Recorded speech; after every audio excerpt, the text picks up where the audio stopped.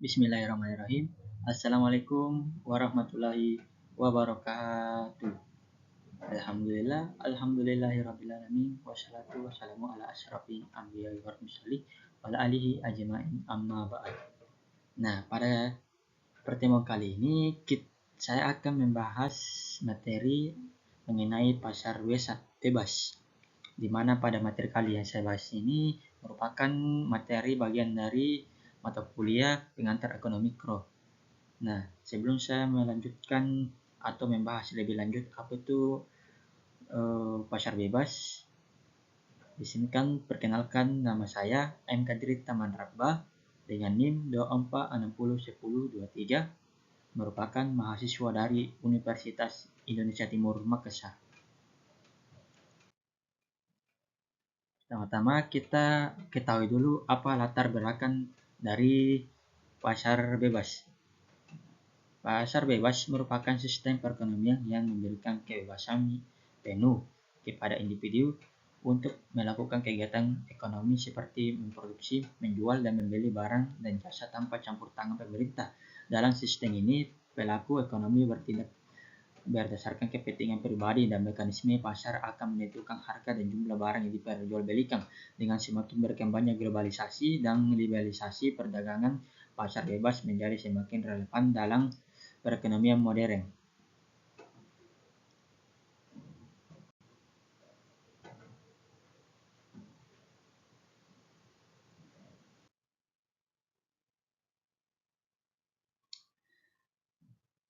Kita masuk ke pembahasan utamanya, yaitu pengertian dan konsep pasar bebas. Di sini definisi pasar bebas secara ekonomi itu, pasar bebas adalah suatu sistem pasar di mana kegiatan ekonomi dilakukan secara bebas tanpa campur tangan pemerintah. Dalam sistem ini, harga barang dan jasa ditentukan oleh kekuatan permintaan dan penawaran. Pasar bebas juga dikenal sebagai sistem ekonomi laissez-faire yang berasal dari bahasa Prancis yang berarti biarkan berbuat atau berikan berjalan. Konsep ini menekankan bahwa pasar akan mengatur dirinya sendiri melalui mekanisme tangan tanpa terlihat yang dikemukakan oleh Adam Smith. Kedua, dasar filosofi dan teknologi. Pasar bebas berpijak pada paham liberalisme ekonomi yang menganggap kebebasan individu dalam melakukan kegiatan ekonomi akan menghasilkan efisiensi dalam penggunaan sumber daya dan pertumbuhan ekonomi yang cepat. Dasar filosofi dan ideologi ini, liberalisme ekonomi menjadi fondasi filosofi pasar bebas dengan prinsip-prinsip utama. Kebebasan individu. Seperti kebebasan individu, setiap individu memiliki hak untuk membuat pilihan ekonomi secara bebas tanpa paksaan dari pihak manapun. Kedua, kepemilikan pribadi. Pengakuan terhadap hak kepemilikan pribadi atas properti dan aset seperti dasar motivasi ekonomi. Utilitasi maksimal. Keyakinan bahwa individu yang mengerjakan kepentingan pribadi secara otomatis akan menciptakan manfaat terbesar bagi masyarakat. Keempat, kompetisi bebas. Persaingan terbuka dipandang sebagai cara terbaik untuk mencapai efisiensi dan inovasi. Kelima, minimnya peran negara. Pemerintah hanya berperan sebagai penjaga malam yang melindungi hak kepemilikan dan menekankan kontrak. Sejarah tingkat perkembangan pasar bebas. Pada gagasan pasar bebas pada zaman integrasi teknologi Adam Smith perkenalkan konsep inflation, yaitu mekanisme yang pasar yang secara otomatis yang mengatur alokasi sumber daya. Era merkantalisme pada abad ke-16 hingga abad ke-18 itu, sebelum pasar bebas, sistem merkantalisme mendominasikan dengan kontrol ketat pemerintah terhadap perdagangan. Revolusi industri abad ke-18 hingga abad ke-19 Adam Smith menerbitkan The Wealth of Nations 1776 yang menjadi dasar teori pasar bebas modern. Periode ini melihatkan perkembangannya kapitalisme industri. Pada abad ke-19, era kejayaan pasar bebas dengan pertumbuhan perdagangan internasional dan industrialisasi di Eropa dan Amerika.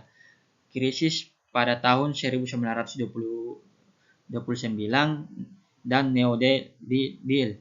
Kegagalan pasar menyebabkan kemunculan kritik terhadap pasar bebas murni dan meningkatkan peran pemerintah. Era neoliberalisme pada tahun 1980. Kebangkitan kembali ide pasar bebas melakukan kebijakan Ronald Reagan dan Margaret Thatcher. Globalisasi modern, pasar bebas berkembang dalam konteks global dengan liberalisasi perdagangan internasional. Lanjut ke pembahasan berikutnya, karakteristik pada pasar bebas. Satu, kebebasan produsen dan konsumen. Produsen bebas memutuskan barang apa yang akan diproduksi, beberapa banyak serta teknologi yang digunakan, sedangkan konsumen bebas memiliki barang sesuai dengan preferensi dan kemampuan daya beli mereka. Saya juga dapat mengambil bahwa kebebasan produsen ini dibagi menjadi beberapa bagian, yaitu bebas memiliki jenis produksi yang akan diproduksi, menentukan metode produksi dan teknologi, menetapkan harga jual produk, memiliki lokasi usaha yang target pasar, dan terakhir menentukan jumlah target kerja yang dibutuhkan. Yang kedua, minimnya intervensi pemerintah. Dalam sistem ini, pemerintah ikut campur dalam penentuan harga, jumlah produksi, dan distribusi barang. Fungsi pemerintah terbatas pada menjaga keamanan, ketertiban, dan hukum.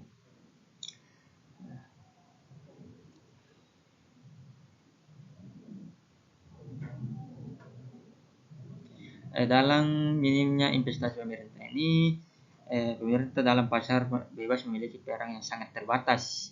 Tidak mengatur, pertama itu tidak mengatur harga pasar. Kedua, tidak menentukan jenis dan jumlah produksi. Yang ketiga, tidak membatasi akses masuk atau keluar pasar. Keempat, tidak memberikan subsidi atau proteksi khusus. Terakhir, fokus pada penegakan hukum yang ketertiban. Yang ketiga, terakhir, mekanisme harga sebagai penentu. Harga barang dan jasa sepenuhnya ditentukan oleh kekuatan pemerintah dan tanpa mengatur pihak otoritas. Harga pada mekanisme harga sebagai penentu ini, harga dalam pasar bebas berfungsi sebagai sinyal informasi. Yang pertama itu sebagai sinyal informasi, memberikan informasi tentang kelangkaan dan preferensi konsumen. Kedua, insentif mendorong produksi barang yang dibutuhkan. Ketiga, ada alat alokasi mengalokasikan sumber daya ke penggunaan yang paling efisien. Keempat, rationing device membatasi konsumen yang berdasarkan kemampuan membayar.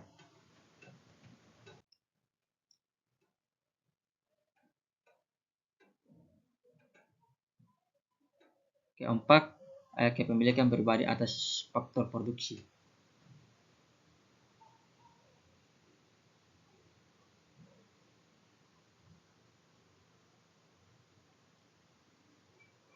Faktor produksi seperti tanah, tenaga kerja, modal, dan keahlian dimiliki oleh individu atau perusahaan swasta dan digunakan untuk memperoleh keuntungan. Yang kelima, persaingan sebagai alat alokasi sumber daya. Sistem ini mengandalkan persaingan bebas antar pelaku ekonomi sebagai alat untuk mendorong efisiensi dan menentukan siapa yang mampu bertahan di pasar.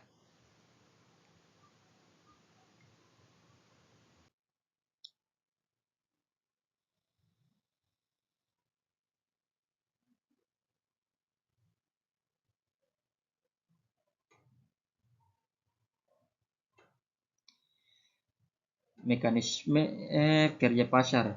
Yang pertama itu peran pemerintah dan penawaran.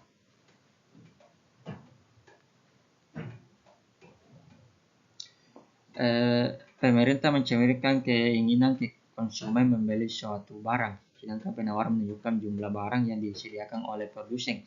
Interaksi keduanya menentukan harga pasar. Nah, pada peran pemerintah dan penawaran ini bisa saya dapat menjelaskan hukum-hukum yang ada pada permintaannya, seperti hukum ketika harga naik, kuantitas yang diminta turun. Yang kedua, ketika harga turun, kuantitas akan semakin naik atau diminati. Ketiga, kurva permintaan umumnya miring ke bawah. Sedangkan hukum penawaran itu ketika harga naik, kuantitas yang ditawarkan naik. Yang kedua, ketika harga turun, kuantitas akan ditawarkan akan turun. Sedangkan kurva penawaran itu umumnya miring ke atas. Proses terbentuknya faktor-faktor yang mempengaruhi permintaan itu seperti pendapatan konsumen, harga barang substitusi dan komplementer, selera dan preferensi, ekspektasi harga masa depan, dan jumlah konsumen. Faktor-faktor yang mempengaruhi penawaran itu biaya produksi, teknologi, harga input produksi, ekspektasi harga masa depan, jumlah produsen. Proses terbentuknya harga. Harga terbentuk secara otomatis melalui mekanisme pasar di titik pertemuan antara kurva permintaan dan kurva penawaran yang disebut harga keseimbangan. Titik keseimbangan ini harga terbentuk pada titik pertemuan kurva permintaan dan penawaran, di mana kuantitas yang diminta sama dengan kuantitas yang ditawarkan. Proses penyesuaian harganya itu seperti kelebihan penawaran. Jika harga yang di atas keseimbangan terjadi surplus yang mendorong harga turun. Yang kedua, kelebihan permintaan. Jika harga di bawah keseimbangan terjadi shortage yang akan mendorong harga naik. Elastisitas harga. Elastis perubahan harga menyebabkan pertumbuhan besar pada kuantitas. Kedua, inelastis perubahan harga menyebabkan perubahan kecil kepada kuantitas. Alokasi sumber daya dalam sistem pasar bebas. Nah, pada pembahasan ketiga ini, efisiensi alokasi sumber daya dialokasikan ke penggunaan yang memberikan nilai tertinggi bagi masyarakat ditunjukkan oleh kesediaan konsumen membayar. Efisiensi produksi dilakukan dengan biaya minimum melalui kombinasi input yang optimal. Sinyal harga. Harga tinggi mengidentifikasi kelangkaan dan mendorong peningkatan produksi. Kedua, harga rendah mengidentifikasi surplus dan mendorong pengurangan produksi.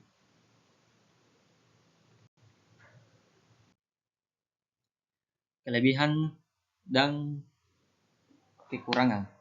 Nah, kelebihan pertama pada pasar bebas ini, keuntungan pasar bebas yaitu efisiensi ekonomi. Pasar bebas mendorong efisiensi alokasi sumber daya karena produsen akan berusaha minimalkan biaya maksimal keuntungan. Nah,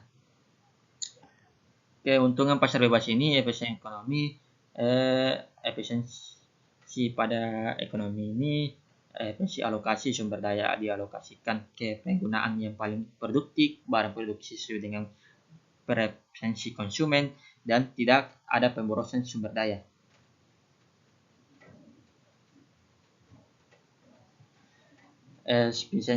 Efisiensi produktif, di mana efisiensi produktif ini perusahaan berlomba menjadi yang paling efisien untuk bertahan. Kedua, penggunaan teknologi terbaru untuk mengurangi biaya. Ketiga, kombinasi input produksi yang optimal. Efisiensi dinamis. Yang pertama, dorongan untuk inovasi dan pengembangan teknologi. Kedua, adaptasi cepat terhadap perubahan kondisi pasar. Dan terakhir, investasi dalam penelitian dan pengembangan. Yang kedua, inovasi dan kompetisi. Persaingan bebas mendorong terciptanya inovasi teknologi dan peningkatan kualitas produk agar dapat memenangkan pasar. Nah, pada dorongan inovasi ini ada persaingan mendorong pengembangan produk baru, kedua investasi dalam teknologi untuk keuntungan kompetitif, dan terakhir reward sistem untuk kreativitas dan inovasi. Kualitas produk. Yang pertama, persaingan mendorong peningkatan kualitas. Kedua, konsumen memiliki pilihan produk yang beragam. Dan terakhir, standar kualitas ditentukan oleh pasar.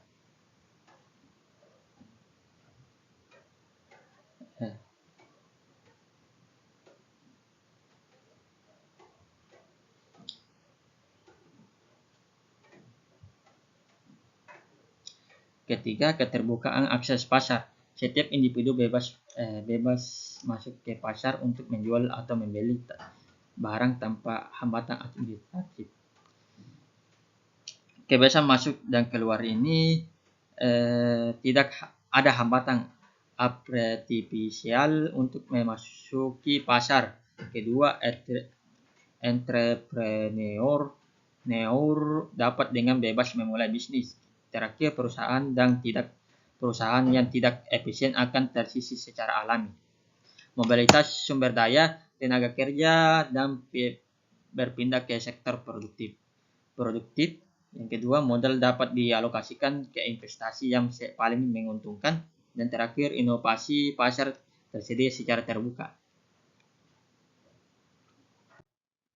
Sedangkan kekurangannya atau kelemahan pasar bebas itu, kelemahan pertamanya itu ketimpangan sosial dan ekonomi. Dalam pasar bebas, individu yang memiliki faktor produksi lebih banyak akan memperoleh keuntungan lebih besar sehingga menimbulkan ketimpangan. Ketimpangan sosial itu distribusi pendapatan tidak hanya merata. Pertama, memiliki modal cenderung memperoleh keuntungan lebih besar. Kedua, gap antara kaya dan miskin dapat melebar. Dan terakhir, akses terhadap pendidikan dan kesehatan terbatas oleh kemampuan finansial.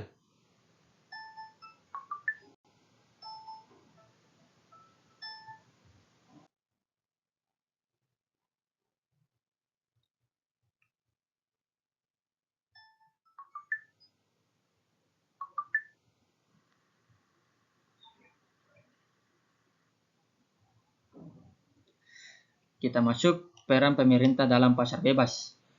Fungsi regulasi minimal. Pemerintah hanya bertugas menyediakan hukum dan ketertiban secara menjamin hak kepemilikan agar pasar berfungsi secara efisien. Fungsi regulasi minimal menegaskan hukum. Yang pertama, memastikan pelaksanaan kontrak, melindungi hak kepemilikan, menyelesaikan sengketa bisnis, mencegah praktik penipuan. Stabilitas makroekonomi, menjaga stabilitas mata uang, mengontrol inflasi melalui kebijakan moneter,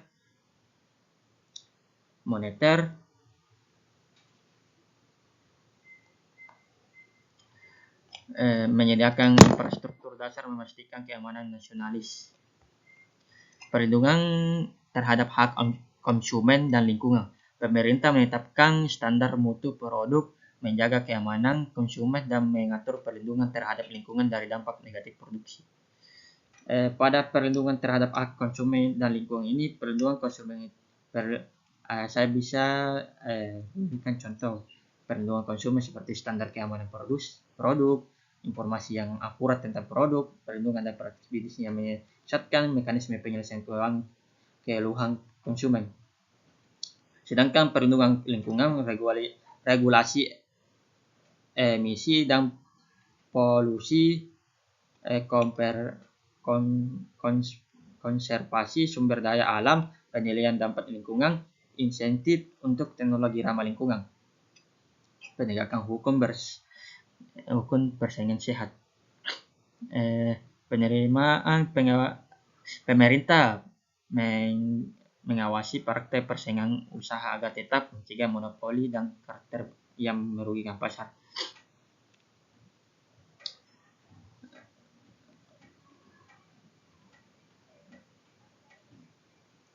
Hukum dalam penegakan hukum ini ada dua hukum, dua macam hukum. Yang pertama itu hukum antitrust, yang dimana hukum ini mencegah praktik monopoli. Kedua, mengatur merger atau akuisis. Ketiga, menghukum praktis kartel. Dan terakhir, menjaga persaingan yang sehat. Sedangkan regulasi industri tertentu di sektor dan natural monopoli, industri dan berkaitan dengan keselamatan publik, layanan utilitas publik, sektor keuangan dan perbankan.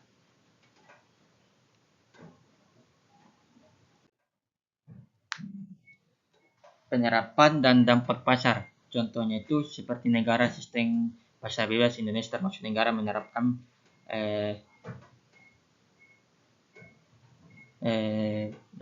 pasar bebas, kebijakan di deregulasi, liberalisasi perdagangan, dan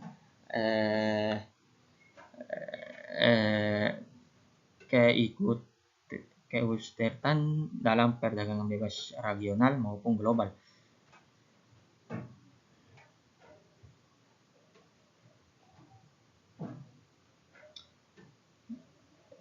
Adapun contoh negara lain seperti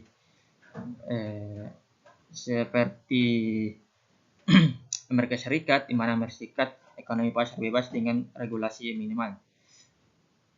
Singapura, Hong Kong, Swiss, dan lain-lain.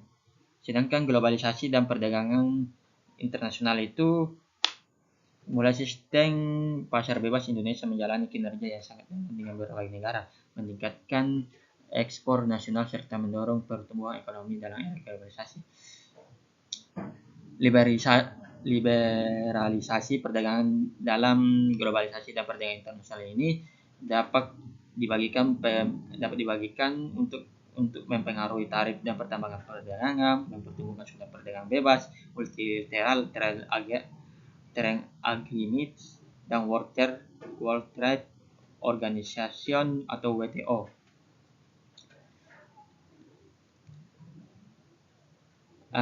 Aliran modal global seperti Foreign Direct Investment, Portfolio Investment, National Banking, Multinational Corporation.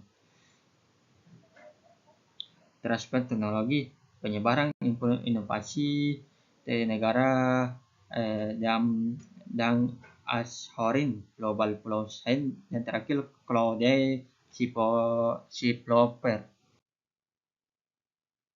Dampak pasar bebas terhadap ekonomi Indonesia seperti pasar bebas memberikan dorongan terhadap efisiensi produksi dan daya saing ekspor nasional. Namun sistem ini juga menyebabkan persaingan yang ketat bagi pelaku usaha kecil serta meningkatkan tantangan dalam mempertahankan kedaulatan ekonomi lokal.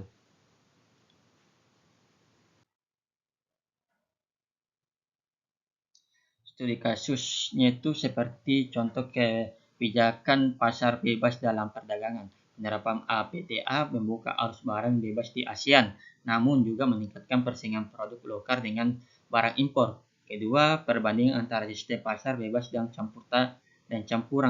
Negara seperti Vietnam menurunkan potensi terbatas, sedangkan Indonesia lebih terbuka, menyebabkan perbedaan dalam daya saing. Nah, pada yang pertama itu contohnya itu contoh kebijakan APTA didirikan pada tahun 1992 dengan tujuan meningkatkan perdagangan interaksi ASEAN melalui pengaturan tarif dan hambatan non tarif. Nah, implementasi seperti Common Exhibition, prepeletayan tarif atau pengurangan tarif menjadi 0% hingga 5% untuk sebagai besar produk, liberalisasi sektor jasa, dan terakhir fasilitas investasi.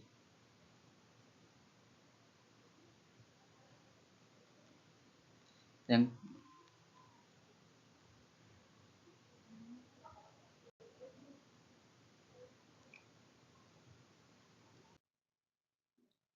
Nah, mungkin itulah yang saya dapat jelaskan pada pasar bebas ini.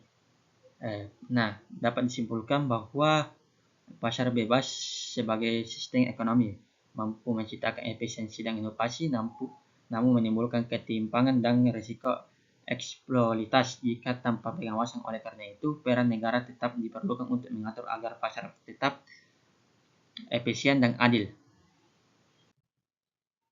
Baiklah, mungkinlah itulah tadi pembahasan saya atau penjelasan saya mengenai tentang pasar bebas. Apabila ada kesalahan dalam pengucapan dan batikalaku mohon dimaafkan. Saya akhiri, Bisabil haq, fastabikul khairat.